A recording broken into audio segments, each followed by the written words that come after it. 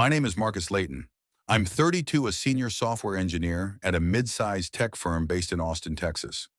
For the past 3 years, I was the guy behind the core analytics engine, the system that drove a 30% revenue increase, retained our biggest clients, and helped the company survive a post-pandemic market crash.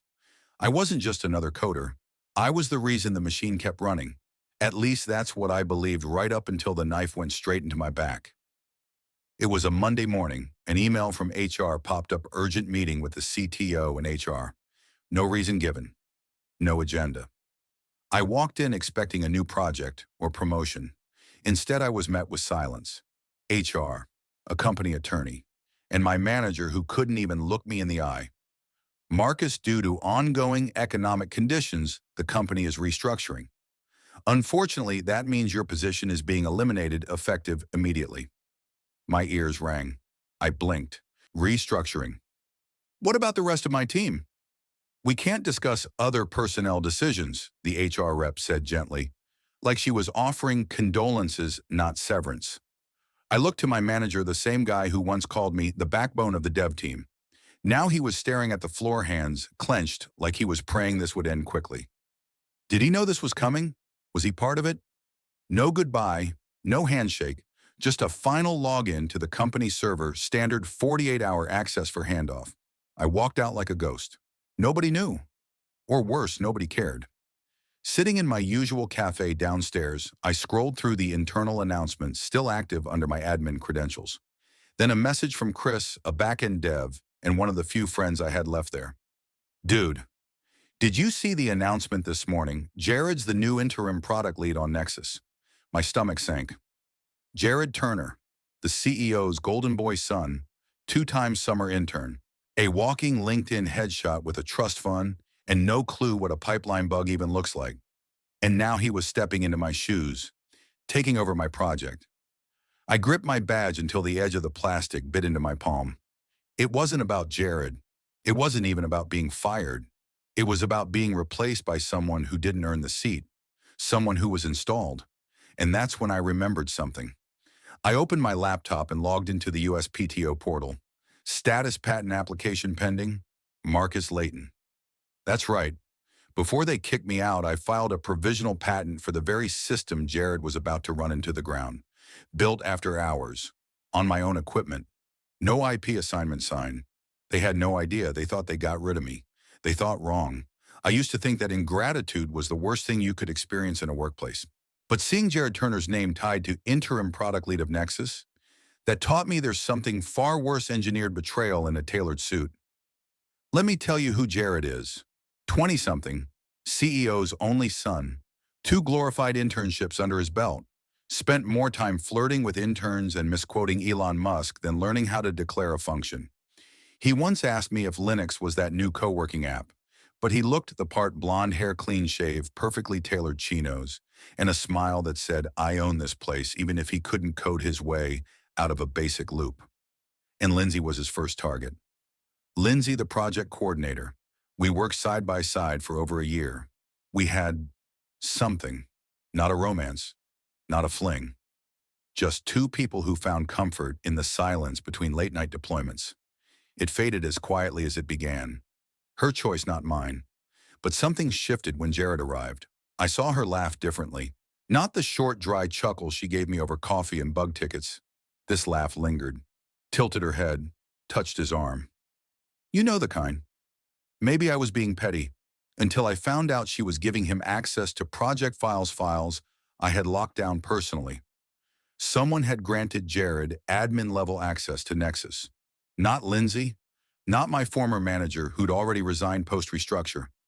That left one person: Richard Turner, CEO and Kingmaker. I pulled logs from the access history still within my 48-hour window. Jared triggered error after error. He was throwing unprocessed data into machine learning pipelines, breaking model logic, confusing training sets with real-time outputs. I'd written every line of that architecture. I knew what would happen. He was breaking the very system they fired me over. I documented every failure, logged it, cross-referenced with my original design, highlighted the performance degradation. It was like watching someone crash a Ferrari into a mailbox and claim they invented driving. Then came an email from Lindsay. I know you're still watching. You always were the quiet observer. But don't think I betrayed you. I'm just doing what I have to survive. Jared's dumb, but he has power. I don't. I read that email at least 10 times. It didn't hurt me. It confirmed everything. The company was building a castle on sand, and I knew every weak brick. So I built a case. My patent was nearing approval. I contacted Rick Esposito, a veteran IP lawyer and former chief legal officer for a Chicago tech firm. I sent him my full development log timestamp source files, the original architecture, and the email trail proving that Nexus was designed entirely on personal time, personal hardware outside corporate hours. Then I asked him, if they're pitching this system to investors while using my IP, what happens? Rick smiled. If they're not disclosing ownership issues, they're committing securities fraud. You don't just have a patent dispute, you might have grounds to blow up their entire round. I didn't respond, just nodded. I wasn't angry anymore. I wasn't chasing revenge. I was building a fuse. I learned that Nexus AI would be pitched at a closed-door VC event in San Francisco, targeting a $20 million raise. It wasn't public, but media always sniffed around.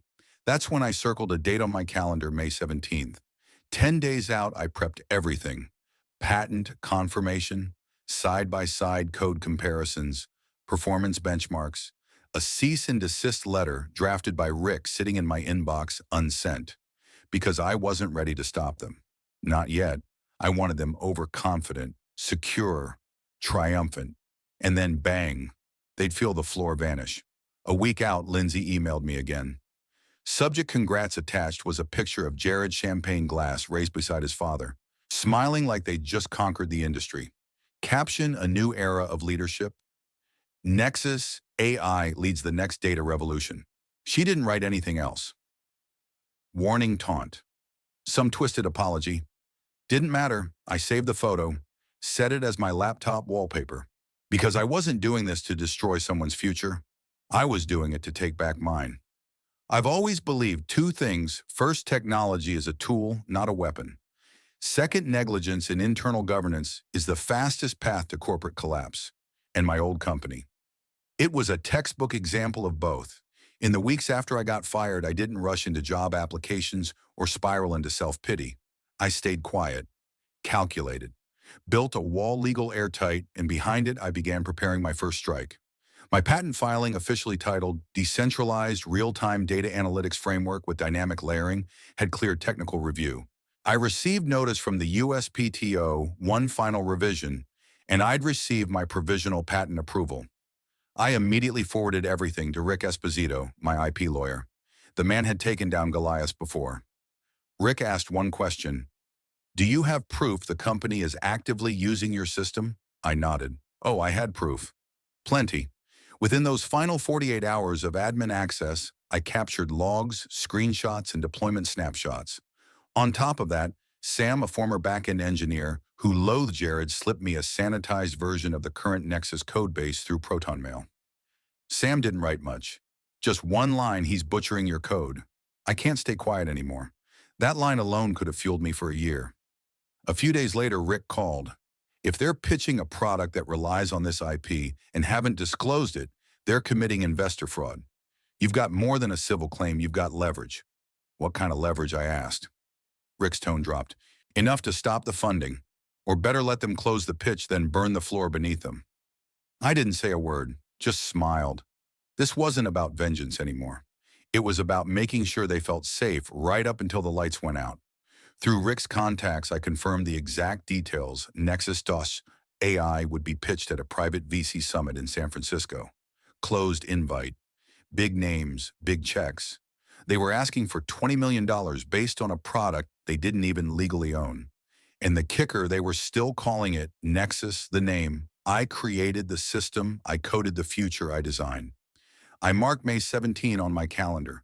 10 days out, I built the arsenal printed patent documentation, annotated code comparisons, side-by-side benchmarks showing a 5x latency increase in their forked version of my system. Rick helped me draft a cease and desist letter so tight it could choke a merger deal in seconds. But we didn't send it. Not yet, because I didn't want to stop the pitch. I wanted them to feel unstoppable, then drop. 7 days out, Lindsay emailed again.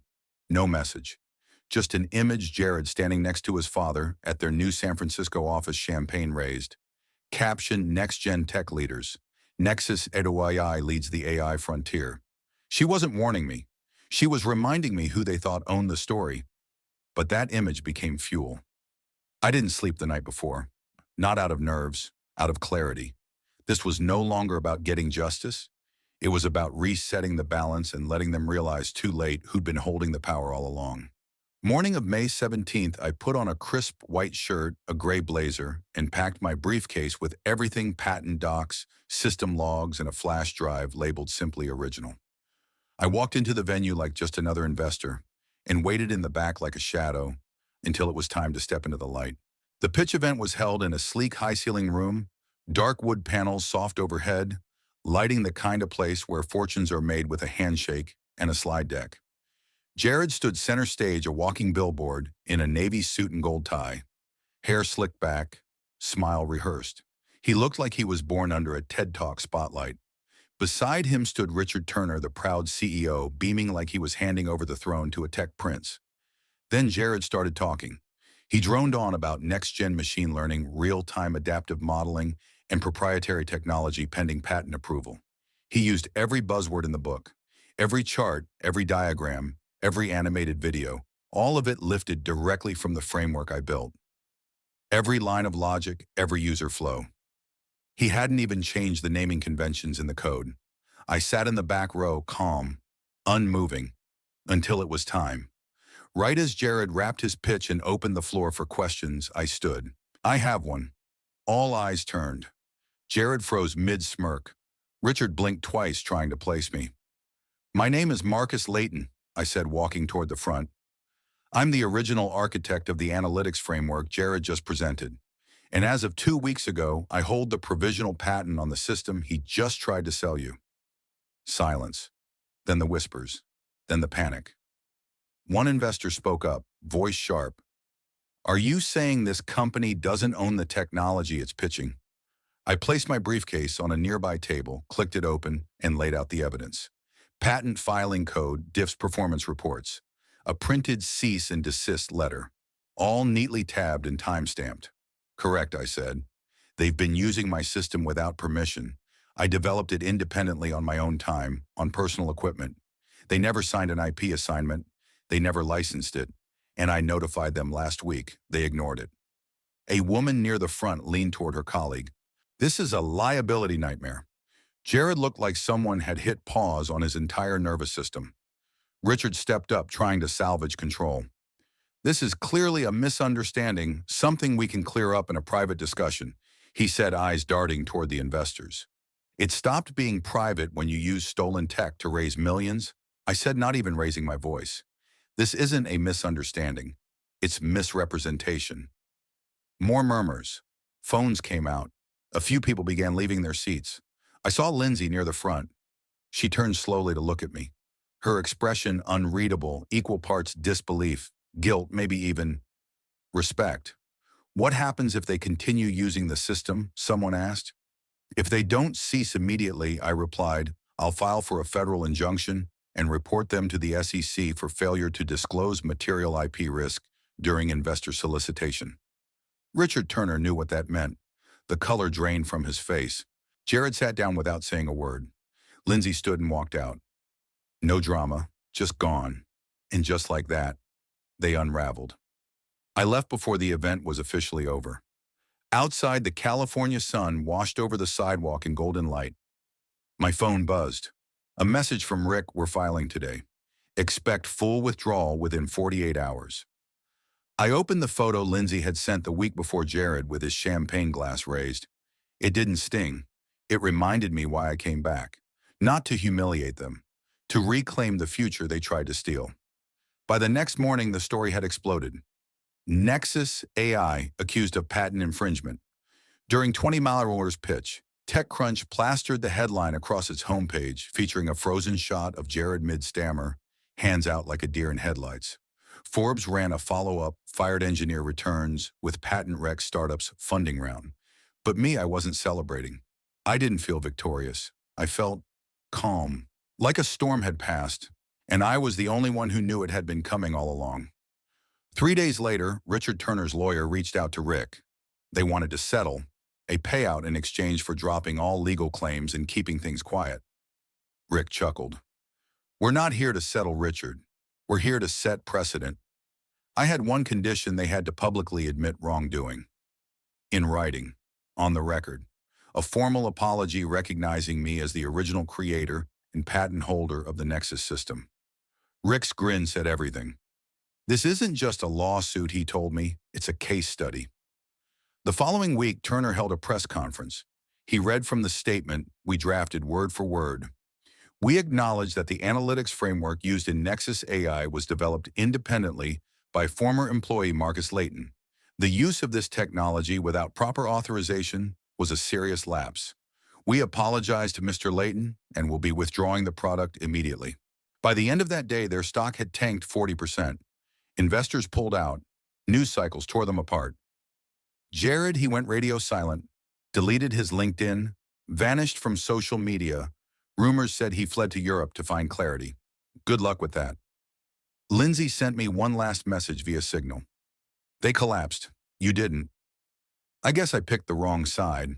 I didn't reply. I didn't need to. People who survive by clinging to power always fall with it. I thought I'd be starting over, maybe consulting, maybe going solo. But then something happened. A venture firm out of New York reached out. They weren't just familiar with the case. They respected how I handled it. No drama, no dirty tricks. Just cold, hard precision. They made me an offer partner with them on a rebuild. Take the core system I created and build something bigger, cleaner, smarter, faster. This time on my terms. I said yes. I used a small portion of the settlement to hire a handful of former colleagues. Sam was the first to join. We called ourselves Retool Labs. And this time, Nexus wasn't a name on stolen slides. It was a real product, a real vision, a platform born from resilience, not politics. Our homepage launched with one simple headline: "We don't reinvent the wheel, we just reclaim the patent." No fancy photo ops, no stage press, just a black and white photo of me standing in my garage holding the original sketches from years ago. Because that's where it started, and that's what no one could take from me. 9 months after I walked into that pitch event like a ghost with a briefcase, Retool Labs officially launched Nexus to the public. No flashy press releases, no overproduced trailers. Just a single post on Hacker News titled "Rebuilding What They Broke." Over 10,000 visits in the first 48 hours. But what caught the tech world's attention wasn't just the platform, it was the story behind it. A fired engineer returns from the dead with a patent in one hand and poetic justice in the other. They called me the comeback codebreaker, the man who outcoded the boardroom. I didn't care about the labels. I cared that Nexus finally had its real launch on my terms. Then came the email from Richard Turner. Well, technically from his new title, Senior Advisor, Post-Acquisition Technology Strategy. The empire had fallen, and now he was hiding behind buzzwords in someone else's sandbox. Attached was a proposal for partnership. They wanted to license Nexus, the same system they'd once stolen, renamed, and pitched without shame. The sender, Jared Turner. Now reduced to head of logistics product integration. Rick sent me the PDF with one sentence. "Do we even respond?" I typed back 2 lines. "Thank you for your interest. Unfortunately, this platform wasn't built to save those who once dismissed it." We never heard from them again. A few days later, I ran into Lindsay unexpectedly at a tech summit in Palo Alto. She was standing alone at a booth for a fledgling logistics app, trying not to make eye contact. But she saw me, walked over. "I guess I'm no longer part of the story," she said softly. I nodded. "Because you chose to stand behind the author?" Until he stopped writing. She didn't argue. She just smiled, not the flirty, cocky smile she used to give Jared or even me. This one was quieter, like someone who just finished reading the last page of a novel she'd once tried to rewrite. "You earned it," she said, and then she walked away, disappearing into the crowd like a chapter closed. That night I stayed late at the office, our new one. Not fancy, but real. Lived in. The lights buzzed. Our dev team typed like they were racing the sun. Sam was debugging something with one foot on the desk, grinning like an idiot. I looked around and saw what I'd rebuilt. Not just a product, but dignity. Legacy. On the shelf sat a simple, brushed steel frame. Inside it, my provisional patent certificate, my name etched into the bottom. Marcus Layton. And suddenly, I didn't feel like a man who won revenge. I felt like a man who finally reclaimed something more valuable, his authorship. Because this time, when someone called me CEO, it wasn't a title I took from someone else. It was a door I built and a name I carved on it myself. The lesson: no one can take from you what you build with truth, grit, and time. Not if you're willing to fight for it with code, with patience, and with silence that hits louder than any scream. Because real power doesn't come from the corner office. It comes from the hands that write the story and the guts to finish it.